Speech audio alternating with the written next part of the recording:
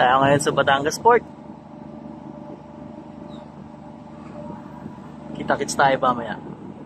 Occidental Mindoro. Laki ng barko na to, grabe.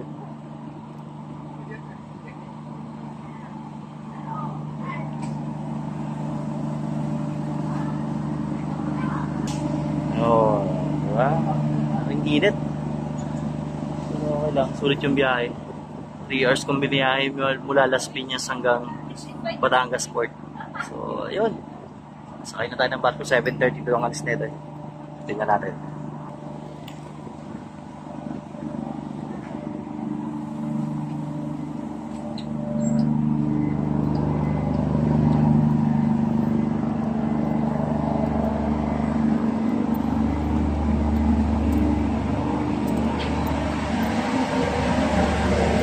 Malaki itong barko na to.